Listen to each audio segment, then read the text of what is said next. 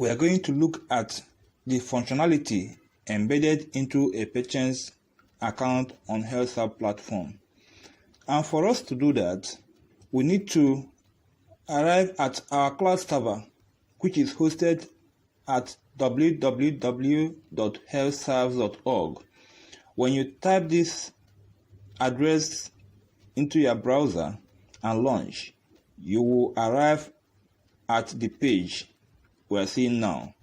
And when you arrive at the page, you need to click login. And when you click login, it will open an interactive interface for you to enter your user ID and password.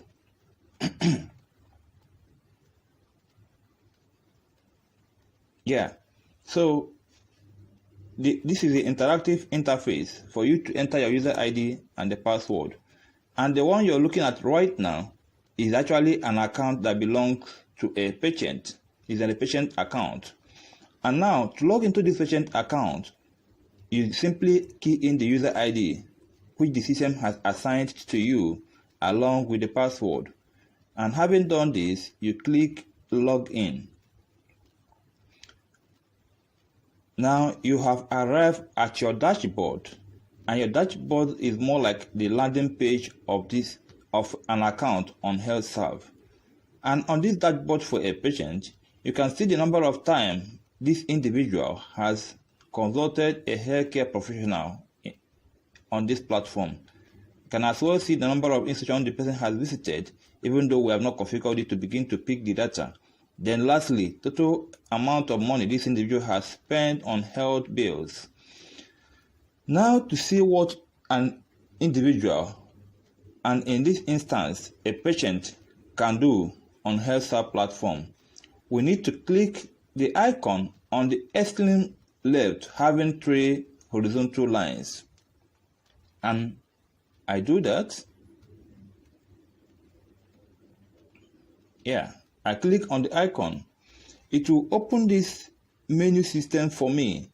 And on this menu system, you can see all the features of what the patient can do on the system. We are already on the dashboard. The next is Telehealth. And Telehealth is where the patient can identify a particular healthcare professional who he or she will choose to consult online. And to see how your account will look like if you have opened your account as healthcare professional on this system, you need to see what is coming next. You click on this telehealth services. And by the way, every individual, whether you're a healthcare professional or healthcare receiver, need to have a patient account. The reason for this is because you cannot use a healthcare professional account to receive treatment on HealthServe platform. So everyone needs to have a patient account as well. So with your patient account, you can be able to see this. You click Telehealth Services. And when you click Telehealth Services, you will see the filter system on it, whereby you can select the type of professionals you want to consult. For instance, you can see various professionals that are on the system, like the pharmacist, the physician, the nurse, the administrative supporting staff, and accountant. So you can select that. You can select their specialty if there is any. You can select their years of experience. For instance, you can choose the years of experience of the staff you want to consult. You can even select their country. For instance, if you want to select maybe someone that is in Botswana, you can do that. So, but you can select everybody by selecting country. It will give you everybody that meet that qualification from all the countries in the world. And when you have done this, you click filter and it will filter the system for you and give you people that are close to what you're looking for. Now, when this is done, you can see all the healthcare professionals that meet your search criteria. You see why it's important you use your personal picture. For instance, this individual did not use his personal picture, he used his pharmacy. Then how do you convince a patient to patronize you if you do not use your personal profile picture that shows your image, possibly wearing a professional overall? You won't be able to convince a prospective customer to consult you online if you don't have your personal picture, because we're talking about a professional. The person needs to identify you as an individual, that if he sees you, he can identify you. And so there is need for a personal relationship between you and that patient, and the person needs to know who you are. So you must use your personal picture to create your professional account. So this one is off it, and so who owns this account need to update his profile picture. You can see this individual, and of course anyone you want to consult, you simply click book appointment and you are good to go. The system will open interactive interface for you to be able to consult this individual. We're going to do that before we sign out of this account. These ones are all good. This is the way it's supposed to be. It can equally be in a background that portrays what you do, maybe a pharmacist. See another one. This account displays the picture on horizontal orientation, which is not good. So this account needs to be updated. The profile picture needs to be changed. And then another thing is the specialty. If you update your account properly, the system will be able to fill in your specialty. So the people that are looking for your service will know where you specialize. And also, you need to fill in your consultation fee. With your consultation fee, when you consult a patient, you will make money from it. But as long as you do not fill this consultation fee, then automatically any service you render on this platform is free of charge. So for you to be able to make money from your services on this platform, you need to fill in your consultation fee. And of course, you are at liberty to decide how much you want to charge for your services. This is another account that is not properly created. This individual used a pharmacy premises for his profile, which is not correct. You need to use your professional image, your personal image, to create your account and not your premises. Yes, another one is this. This individual needs to create his account properly because the picture is turned upside down. And with this kind of picture, I don't think you will get people to patronize you. Yeah, this is okay. This is how it's supposed to be. So you have seen all the people that have created their professional account on this system, but most of them hasn't filled their account properly by entering their consultation fee and specialty. And it doesn't take much to do this. Once you update your profile, you are good to go. All you're filled in, and particularly the consultation fee and your specialty. Unless you want to operate on this platform without making any money from it, you have to give your time free of charge. It's all well and good. And then this individual too did not create her account properly. The picture is lying on horizontal orientation. This account needs to be updated by changing the picture. Yeah, these ones are okay, but they all need to update their account to have a complete profile.